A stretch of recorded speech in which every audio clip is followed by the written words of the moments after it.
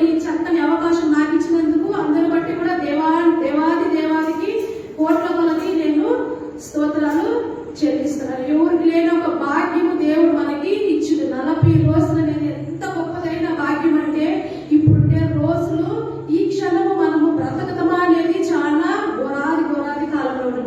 మనం బ్రతకటమంటే ఆయన కృపకాలం కూడా పోయింది. నువ్వు ప్రార్థన చేస్తే బ్రతుకుతావు, ప్రార్థన లేదంటే నువ్వు విడవబడతావు. సో మనము ఈ 40 రోజులు మంచిగా దేవుడి దగ్గర ఉండేకి మనము ప్రయత్నము చేయాలి. కానీ సాతాను వాడు నానా విధమైన తంత్రాలు వచ్చి ఉపయోగిస్తాడు. కానీ నీకు దేవుడు ఎందు బలముతో శక్తితో నువ్వు అడిగిన దేవుడు తప్పకుండా నీకు ఆయన సహాయం చేస్తాడు. ఏదైనా తోటలో ఆ దేవుడు కూడా వాళ్ళని ఎప్పుడు మీకు చేసిండుమా ఆ చల్లని పూట సాయంకాలము. కానీ దేవుడు మనకు కూడా ఈ యొక్క కృపనిచ్చిండు. ఎంతమంది అయితే ఈ మైక్ ద్వారా కూడా ఎంతో మంది అయితే వింటున్నారో వాళ్ళు కూడా వచ్చి మారు మనసు కలిగి ఈ సంవత్సరం వద్దులే వచ్చే సంవత్సరం పాదం అనేది మట్టు మీరు అనుకోవద్దంట. నాకైతే చాలా సంతోషంగా ఆశ గల ప్రాణాన్ని ఆయన తృప్తిపరిచే దేవుడు. నాకు వాక్యం చెప్పాలన్నా ప్రార్థన చేయాలన్నా చాలా ఇష్టం. గత సంవత్సరం అయితే నేను లేట్గా వాక్యం చెప్పినా, కానీ ఆశ గల ప్రాణాన్ని ఆయన తృప్తిపరిచే దేవుడు. హల్లెలూయా, ఆమేన్.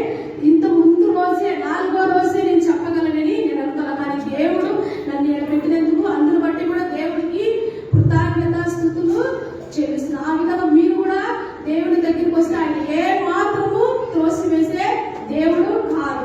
కానీ ఆశ కలిగి శ్రద్ధ కలిగి భయభక్తితో దేవుని సన్నిధికి నువ్వు రావాలి. వాక్యంలో పోయే ముందు ఒక చిన్న ప్రార్థన మనం చేసుకొని వాక్యంలోకి పొందుతాం.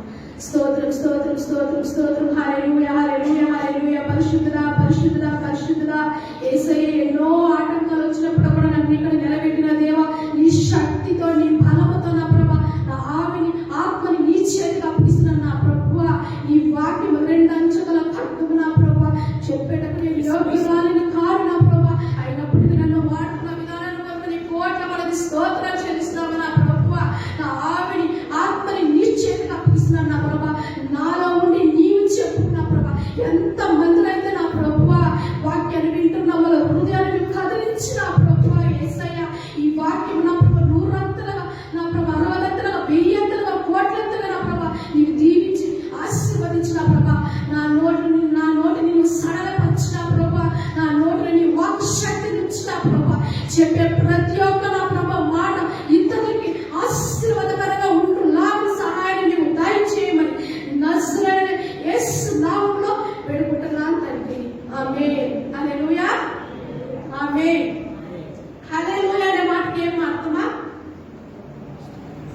హల్లెలూయా అంటే దేవునిని స్తుతించడం.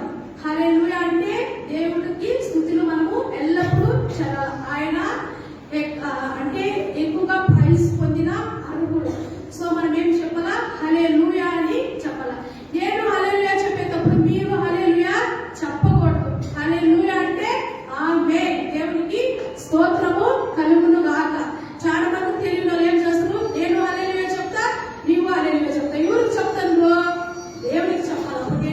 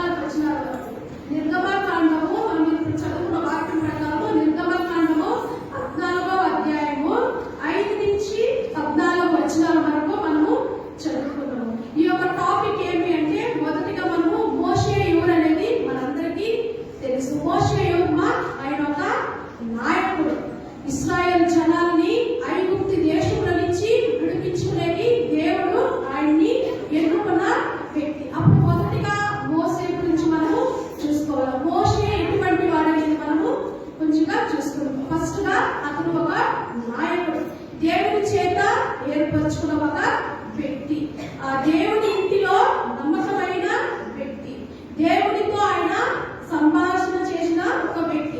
ఆయన ద్వారానే ధర్మశాస్త్రం అంటే బైబిల్, ఆ కాలంలో వచ్చి ధర్మశాస్త్రము అనేది, కానీ ఈ కాలంలో మనం దాన్ని ఏమంటాము బైబిల్ అనేది అంటే మాకు ధర్మశాస్త్రాన్ని కూడా ఆయన ద్వారానే ఊరికనే పొందుకునేమా ధర్మశాస్త్రమా దేవుడు ఆయన ద్వారా ఊరికనే మనకి ఇచ్చిందా లేదు. ఆయన ఎన్ని రోజులు ఉపవాసం నిన్ను సీనాయి పర్వతంలో 40 రోజులు 1000 బదులు ఆయన దేవుడితో అలా ఉన్నప్పుడు ఆయన ముఖము కూడా దేవుడి వలె ప్రకాశించింది. అప్పుడు దేవుడు నిత్య సూర్యుడు కనుక ఆయన నీతిమంతుడు. ఆయన సన్నిధిలో నీవు ఉంటే ఆయన ఒక ప్రెసెన్స్ ఎప్పుడు నీకు ఉంటుంది. ఆ విధంగా ధర్మశాస్త్రం కూడా ఆయన ద్వారానే అనుభవించింది. దేవుడిని చూసిన వ్యక్తి కూడా ఆయనే.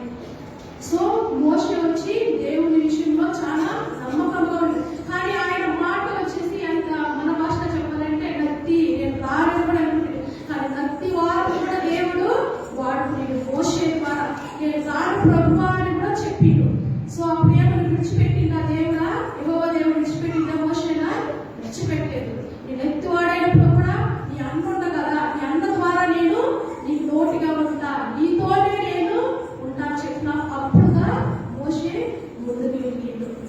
మోషే యొక్క చరిత్ర కూడా మనము ముందు భాగంలో చూసుకుంటా. మోషే యొక్క జీవితం కూడా ఎలా ఉండిందంటే ఆయన దేవుడు ఒక ప్రణాళికనే ఉంది. మన లైఫ్ లో కూడా మా ప్రెసెంట్ మనకు తెలుసు, ఫ్యూచర్ మనకు తెలుసా, పాస్ట్ మన లైఫ్ లో గతించిన జీవితం మనకు తెలుసు, ఇప్పుడు జీవించిన జీవితం కూడా మనకు తెలుసు. కానీ ఇక ముందు జరగబోయే జీవితం ఫ్యూచర్ మనకు తెలుసా? తెలియదు. కానీ దేవుడికి అన్ని తెలిసేది. ఆయన ఏర్పరచుకొని ఆయన ఒక జీవితం, ఆయన చనిపోయింది కూడా నీళ్ళల్లో పెట్టి ఒక బిడ్డ నిలిస్తే బ్రతకగలగదమా? బ్రతకలేదు. కానీ ఆయన ఒక ప్లాన్, దేవుడు ఒక ప్లాన్ ఎంత చక్కగా మోసేది. అంటే ఈజిప్ట్లోనే ఆయన పెరగాల, ఈజిప్ట్లోనే ఆయన ఆ విద్యలన్నీ నేర్చుకోవాలా అని చెప్పి ఈజిప్ట్ ఆ ద్వారానే నా జనాల్ని అక్కడి నుంచి విడిపించి రావాలని ఎంత చక్కగా ఒక్కొక్క ప్లాన్ ఎంత చక్కగా మోసే ద్వారా ఎన్నుకొని ఆయన నేను అందగలిగిన 4 గలవాడిని, నేను రానని చెప్పి భయపడుతుంది. దేవుడు కూడా 3 సార్లు ఆయన వ్యతిరేకిస్తారు. అయినా కూడా దేవుడు ఒక పని జరగాలని దేవుడు నిర్ణయించుకుంటే దేవుడు తప్పకుండా చేసే సమర్థుడు. ఆమేన్, హల్లెలూయా. సో ఆ విధంగా వచ్చేసి మోషేని ఎన్నుకుంది. ఇప్పుడు మనం చదువుకున్న ఒక భాగం ఏమంటే తన పై మనం ముందుకు చదువుకున్నాడలా. మరియు యెహోవా మోషేతో ఇలాగ సెలవించెను, ఇశ్రాయేలు తిరిగి పిహారాతుకు ఎదుటనున్న అనగా మిద్యానులకు సముద్రములకు మధ్యనున్న బయలేసుకోను ఎదుట దిగాలని వారితో చెప్పింది. దాన్ని దాటి సముద్రం వద్ద వారు దిగవలేదు. మరో ఇశ్రాయేలును వారు ఈ దేశంలో చుట్టబడి ఉన్నారని అరణ్యముకు తెలిసింది. అంటే మనం ముందుగా చదువుకున్నాడు అంటే ఈజిప్టులో నుంచి ఇశ్రాయేలు జనాన్ని మోషే నువ్వే తీసుకొని రావాలా. అప్పుడు వాళ్ళు ఎంత కష్టపడిందంటే చాలా బానిసత్వమే. ఎన్ని సంవత్సరాలు ఇశ్రాయేలు జనాలు ఈజిప్ట్ లో బానిసత్వం అనుభవించిందంటే 330 సంవత్సరాలు. ఒక బానిసత్వంగా మన వేరే వాళ్ళ దగ్గర ఫర్ ఎగ్జాంపుల్ అప్పు తీసుకునే వాళ్ళు మనల్ని ఎన్ని మాటలు అంటారు కదమ్మా. ఒక్కొక్కసారి ఆ కాలంలో అయితే వాళ్ళు ఇంటి వరకు కూడా తీసుకుపోయి పెట్టుకుంటారు. అప్పుడు 430 సంవత్సరాలు అప్పుడు దేవుడు వాళ్ళ వరణ ఆలకించుడు కఠినమైన పనులు వాళ్ళ చేత చేసి ఎంత బానిసత్వం అనుభవించిందంటే ఇక లోపల మనం వర్కింగ్ డేస్ 8 hours లేకపోతే 9 hours చేస్తాం.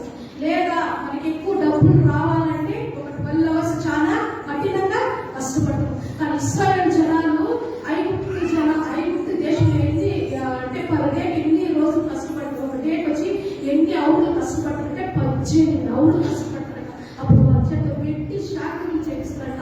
ఆ పెట్టిన ఏమంటారు ఫర్ ఎగ్జాంపుల్ ఒక ఇల్లు కట్టాలంటే ఆ ఇంటికి వచ్చేసి ఇంజనీరింగ్ మనకి ఇస్తేనే ఆ మేస్త్రి ఇస్తేనే ఆ కూలి వాళ్ళు చేస్తారు. కానీ ఇక్కడ వచ్చేసి ఇంటికులు వీలే తీసుకోవాలా, మన్ను వీలే తీసుకోవాలా, ఆ గడ్డిని వాళ్ళే కావాలి. ఎంత గడ్డిగా ఉంటుంది కదమ్మా. అప్పుడు దేవుడు వాళ్ళు మొరపెట్టుంటారు కదా, మొరపెట్టింటారు. అప్పుడు ఒక రోజుకి 18 గౌడు వాళ్ళు కష్టాన్ని అనుభవిస్తుంది.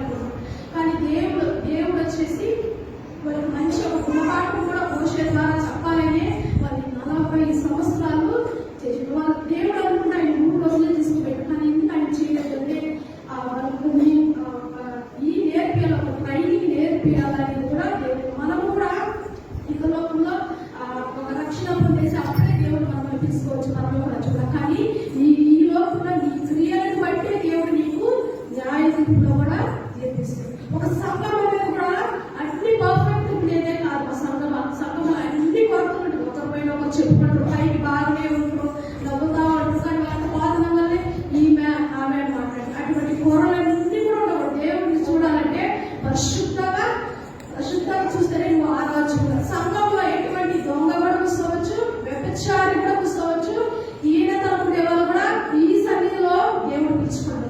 కానీ పరలోక రాజ్యంలో పరిశుద్ధురాలా, అప్పుడే నేను ఆడ చేర్చగలను. రాకడ ఎంత